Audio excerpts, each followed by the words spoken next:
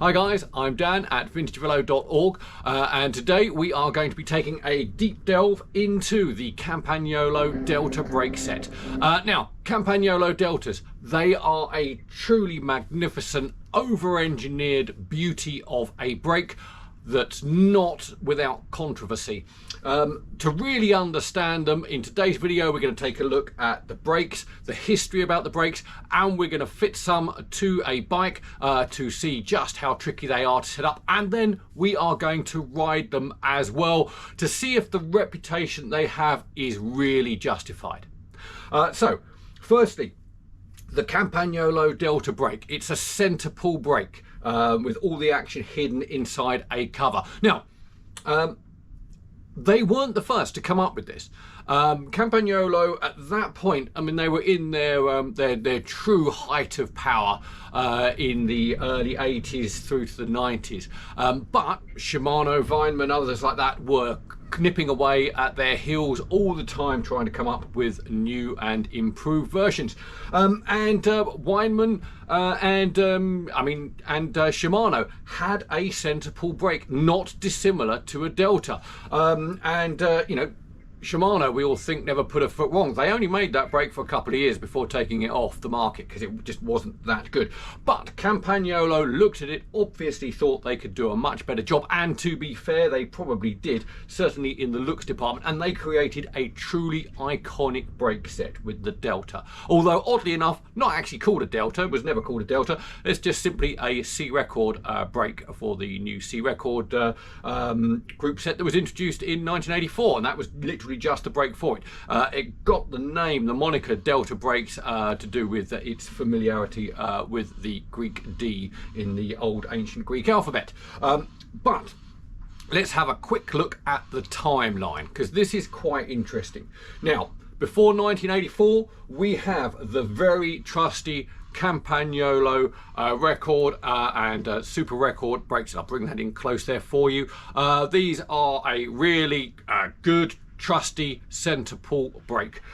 Nothing up with these. They work very well. They are on many tour winners bikes and top of the range classic vintage bikes throughout, with Campagnolo using these for many years. Now 1984 rolls around. They come out with the C Record group set. You know, quite magnificent, very good throughout. But they come out with, at that point, what is the first itineration of Delta brake. Now, this is not a first itineration. They had 5 versions of Delta brakes and Crochet Dune as well, this is not one of those. This one I think is a later Crochet Dune version, but they all pretty much look and feel the same. But the very first ones that came out in 1984 had some internal problems. Some of the cable guides failed, some of the parts rusted, they weren't very durable, they made a bit of a hash of it. So after a year, they had to be withdrawn from sale. So obviously Campagnolo's flagship brake set and group set, that's gone. Can't sell it, it's breaking. So there's a stopgap. I don't have one of them here, but basically they go back to our old friend, the Record brake.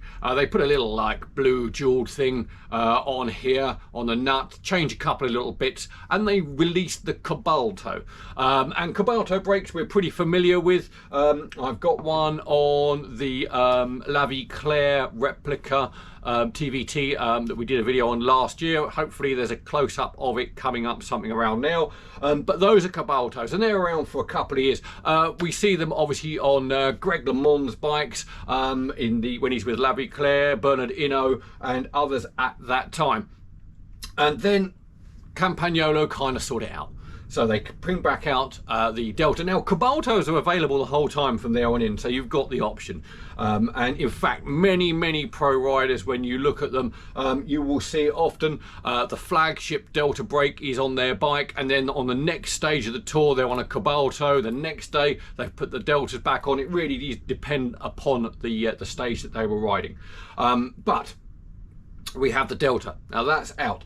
Up until the early 90s, about 92, 93, when that's the final hurrah. We're on to the 5th iteration of the 5th version of the Delta, and then that's gone. Then we come through to the record era, and this is a beautiful centerable super record of the time.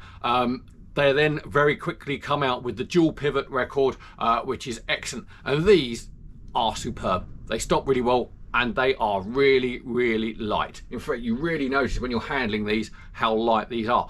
But another brake we have to mention, at the same time when they come out with that record, they also come out with slightly lower tier, but actually a much more iconic brake, the monoplanar. Now, a Campagnolo monoplanar is a real thing of engineering beauty. You can always tell a monoplanar center pull, and when you look at the side here, one side actually fits through the other there. Okay, I'll get that right in close there for you. And these are really cool. Now, if it doesn't look like that there, it's not a real monoplanar, it's one of the lower tier. This is normally off the chorus range, but monoplanars are really, really good brakes and really cool. But so that's what's coming out. So we have record brakes, really good. Delta first iteration, not good. Withdrawn. Cabaltos. 92, the 5th iteration is released, and then monoplanars and records. And that's where we're at. Now, let's take a close look now at our friend the Delta brake. Now, this one dates from about 1986, 1987. It's the crochet dome example. You can tell that because it's got the exposed spring on the back there, so you can see how that part works. Now, to get inside one of these, we simply undo this little top cap here. And then with a little bit of wiggling, the front plate comes off like so and exposes the inside. Now, one issue people did have back in the day, riding these through winter and horrible days, they can fill up with detritus and crud from the roads, and that can be quite tricky to get out. If that does ever happen, I'd advise avoid trying to take these apart inside to clean them, blast them out, use lots of stuff, lots of cleaning products, but don't take them apart. There is 70 plus parts inside one of these. A regular brake is about 15, 18 parts. So these are spectacularly over-engineered on the inside. And we can see here our pivots. This one is the 3 pivot example. The later 4s and 5s have 5 pivots to increase the grabbing strength on one of these. Not entirely sure how much grabbing strength these things have. We will find out when we put one on the bike and ride it. But until then, I'm going to hold back my judgment on whether these things actually work well or deserve their reputation. We shall see. Couple of things of note inside here. When you're setting up one of these, the brake cable comes down the inside and secures here on this little bolt just there. Now, that Allen bolt is 3.5mm. It takes a 3.5mm Allen key, which is very hard to source, but you do need one of them. Also, the cable just pops out of the end here, and your tire is right about there. Now, what that means is you have to trim that cable very, very closely to your tire, and you really only get one go at getting this set up right. We'll see how tricky it is when we actually put one of these on the bike and see how it goes, but it does cause a lot of problems according to people. But we'll get in there close again. It's an excellent action. I love that. I love this kind of over-engineering. It is spectacular over-engineering to what is ultimately a simple task. When you consider, you know, since the 30s, the side pull brake had been around, and that was doing a really good job by then. And then everyone comes up with this system. I just admire the craziness of it. I also think it's a beautiful thing to look at once it's all built up on a bike. But that is, I appreciate, personal preference. One thing of note, weight. These things are porky. They do weigh a lot. They're just over, for a pair, they're over 500 grams, so over half a kilo in weight just for your brakes. Whereas when you compare it with your super records, whoa, these things are so much lighter. I mean, you really can feel the difference. There's a lot of weight in one of these. Hey, that's just how it was in the time. Let's go ahead now and get one on the bike. So there we go, that is kind of set up. I'm going to trim that cable line in just a moment. I've done my usual trick of just popping a little bit of super glue just on the cable there. I'm going to trim it because there's a chance I've got to rerun this at a later stage.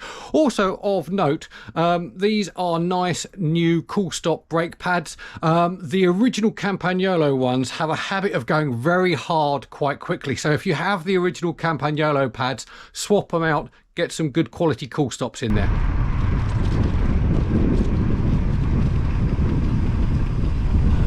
Okay, let's talk about these Deltas on the road. Now, interestingly, if you need to adjust towing on the actual brake pad housing, there are two little Allen bolts that you just undo or do up one at either end, and it adjusts your towing. It's a really good system. I'm a big fan of that. They work brilliantly.